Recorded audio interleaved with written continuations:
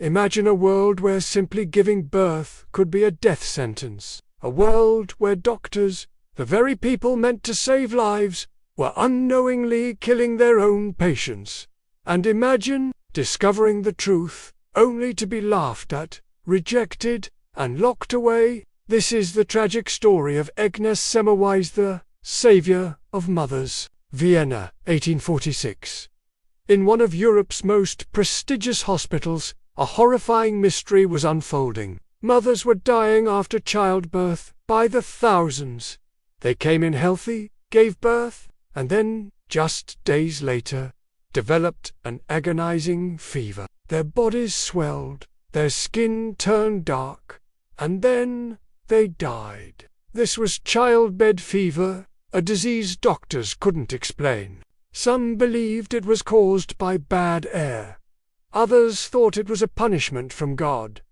But no one could stop it, and in some hospitals, 1 out of every 3 mothers who gave birth was dead within a week. But one man refused to accept this. A young Hungarian doctor named Ignaz Semmelweis was determined to find the truth. And what he discovered should have changed history.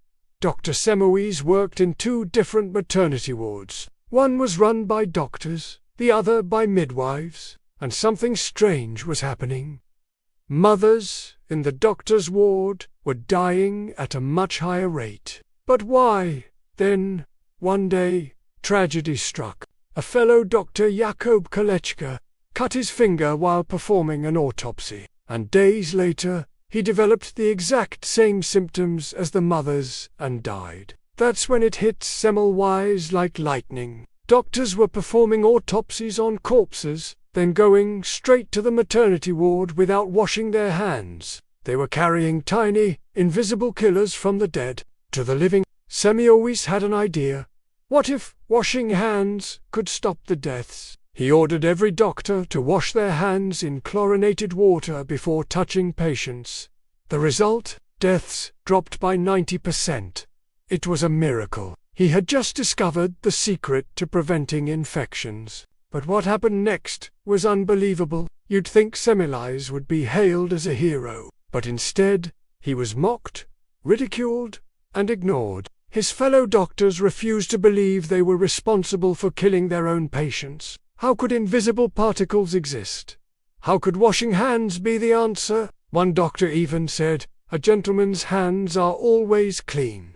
Another dismissed it as nonsense. Despite his undeniable success, the medical community rejected him. He was fired from the hospital, his ideas were erased, and childbirth continued to be a deadly game of chance.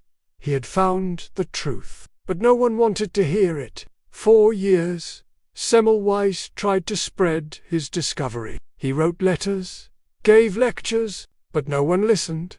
His frustration turned into obsession. He began publicly attacking doctors, calling them murderers. His behavior became erratic. People called him insane. The unthinkable happened. In 1865, at just 47 years old, he was thrown into an asylum. He tried to escape. The guards beat him so badly that his wounds became infected, and just 2 weeks later, he was dead. Ignaz Semmelweis died a broken man, rejected by the world he tried to save. Years later, science finally caught up. Louis Pasteur proved germs were real. Joseph Lister championed antiseptic surgery. And suddenly, Semmelweis was right all along. Today, his name is honored. He is known as the savior of mothers.